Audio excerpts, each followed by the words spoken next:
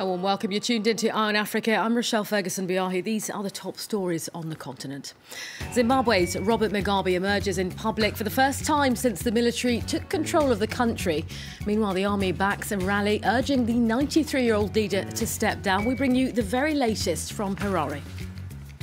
At least 5 people are killed in Kenya's capital as clashes erupt with police and supporters of the main opposition leader, Raila Odinga. This as Odinga returns from overseas. We cross to Nairobi for more. And a monumental loss for the country. The words of Nigeria's foreign ministry as funerals are held for 26 Nigerian women who died trying to reach Europe. But first, Zimbabwe's longtime leader, Robert Mugabe, has made his first public appearance since the army seized control of the country this week, placing him under house arrest. 93-year-old Mugabe joined academics for a graduation ceremony at Zimbabwe's Open University in Harare. The military has lent its support to a rally organised by veterans, which will urge President Mugabe to step aside. Well, let's get the very latest from Frank Shikoware. He's in Harare for us. Frank, good to have you. Now, 2 days after the army took over, what's the mood there? I mean, presumably Zimbabweans are following events very closely indeed. Zimbabweans are following this story very closely. It has generated a lot of interest in urban areas as well as the countryside. In fact, today I travelled to President Mugabe's rural home province of Mashonaland West, where ZANU-PF supporters were actually moving in trucks, urging people from both the ruling ZANU-PF party and the opposition to converge at the Zimbabwe grounds where the rally is going to be held tomorrow, so that they could push President Robert Mugabe out of office. In fact, they are saying that they are not happy with his leadership. They are also against his plans to... Frank, that rally has got the support, if you will, of the army. They say as long as it's peaceful, they're backing it. What can we expect when this rally goes ahead on Saturday? We are not too sure because the people organizing the rally are saying that people are going to be marching towards a State House. So we don't know what to expect at State House because normally State House is protected by the army. So if people are going to be marching towards State House, I'm not too sure whether people are going to be entering State House. And you see, the other problem that we are facing is that we haven't heard from other senior members of the army who are perceived to be loyal to President Mugabe, and we don't know how they are going to react. But what we have gathered is that they are sharply divided within the rank and file of the military. So Frank, it could be a chaotic situation, so to speak. I mean, Frank, just quickly, so obviously that rally, as you say, is set up for Saturday. After that, over the coming days, any idea what the army is planning next? Well, we might be seeing the installation of a unity government or a transitional government, so to speak. There are also moves by legislators. I've spoken to quite a number of them from both the ruling party and the opposition. They are saying that they are going to move a motion in Parliament on Tuesday to impeach the president, that is if he will be still in power come Tuesday. OK, Frank Shikoware reporting for us from Harare. Thank you. Next, at least 5 people have been killed in the Kenyan capital, Nairobi, amid clashes between police and opposition supporters. According to reports, police fired live rounds and tear gas to prevent them from gathering to welcome home opposition leader Raila Odinga from abroad. While political turmoil is ongoing after last month's repeat election, President Kenyatta's victory is being challenged at the Supreme Court. That court set to make a decision on Monday.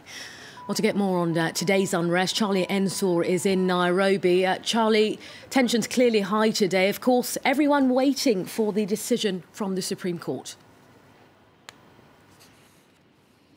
Good evening. Of course, everything has been quite tense.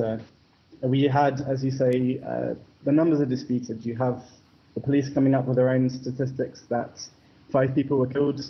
They said that those that were killed, rocks were thrown at them by those who felt that their properties were being looted by Odinga's supporters.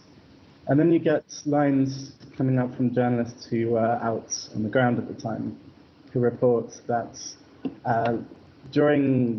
when live rounds and tear gas were being used to disperse protesters following Raila Odinga's movement into Nairobi Central Business District, that we're hearing around 2 or 3 people died. But this really comes off the back of Raila Odinga's arrival back into Kenya. He's been visiting London, he's been in the US, trying to drum up support for what he sees as an illegitimate election a few weeks ago. So tensions are riding high at the moment, and we will wait and see what happens on Monday, which way the decision goes. OK, Charlie Ensor for us in Nairobi. Thank you. The funerals have been held for 26 Nigerian women who died while trying to reach Europe. On November the 3rd, boats carrying the young women sank off the coast of Libya. Well, 2 men have been arrested and charged with human trafficking. France 24's Simon Harding has the details in this report. A day of mourning to honour the victims of what has been called a monumental loss by the Nigerian government. Religious leaders, Italian and Nigerian officials, alongside countless locals and immigrants, gathered for the funeral of 26 Nigerian girls who died at sea on the 3rd of November. All of them were aged between 14 and 18 years old. 26 victims, 26 young women, and 2 fetuses, so for me, 28 victims. They belong to all of us. As the Archbishop said, they're our sisters. They are with us. Why this ceremony this morning? We wanted it to be a sober ceremony, a funeral rite celebrated by the Archbishop and the representatives of the Muslim community, all without any political exploitation. A white rose was placed on each coffin and a red one for each unborn child. Family members who survived the disaster have identified some of the victims. In other cases, investigators managed to contact relatives after discovering phone numbers inside the victims' clothing. As Africans, we had to go to the ceremony. That's why we're all here, because we have pain in our hearts. Young people, very small, not even 20 years old, 30 years old, 25 years old. They all perished at sea for just 1 piece of bread. It's not worth it. According to the United Nations, 80% of Nigerian women arriving in Italy are already trapped in prostitution rings or quickly become part of them once they are there. Since the bodies of the women were found, 2 men have been charged with people trafficking. A huge fire has torn through at least 4 floors of the National Assembly in Cameroon's capital, Yaoundé. Teams battled to save the administrative building, but it was completely destroyed. There were no reports of casualties. It's not clear what caused the blaze, but firefighters say they believe it was accidental. Next. In other world news, well, staying in Cameroon rather, a year after the Anglophone crisis began, the situation remains volatile. Dozens of civilians have been killed, and in recent weeks, several attacks on security forces have been recorded. Well, many activists are now asking for secession and an independent state of Ambazonia. Liane de Bassampierre and Patrick Fandio sent us this report. Nestled in the high valleys of northwestern Cameroon, Kumbo is one of the strongholds of the English secessionist movement, calling for the creation of a state baptized Ambazonia. Erasmus Dinker is one of the activists of this movement. He was shot and injured, like dozens of others, during pro-independence protests. I had the bullet for my arm, penetrated through the chest and came out behind my back. That's where they shoot me. What I'm sitting here now like this, I was not able to pay the bill. That's why they keep me here. He barely survived the operation, yet he's still determined to protest again to defy power and demand independence. We are going out the street and fight for our own benefit, fight for our freedom. That's what we need. And we cannot be afraid until we have it. Ambazonia's name derived from Ambas Bay, a colony founded in 1858 by British missionaries led by Alfred Saker. A territory today claimed by the Separatists, like this elderly activist who dreams of making it an English-speaking country. There are these flags all over in my own house. This is the flag of the southern Cameroons. A great flag indeed. It is a symbol of the new country, Ambazonia. I am of this nation.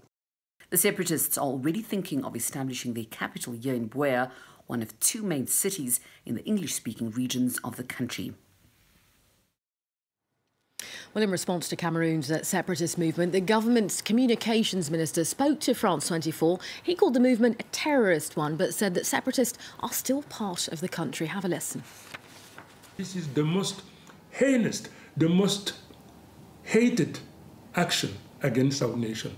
So, what is it? It is a terrorism.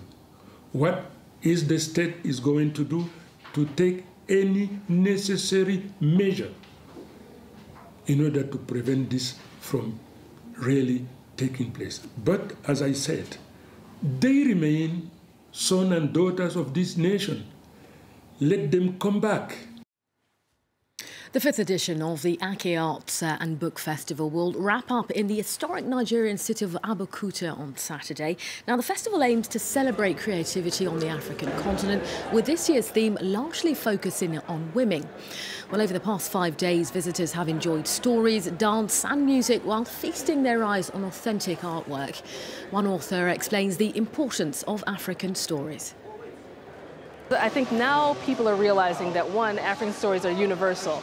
You know, just because you tell a story that is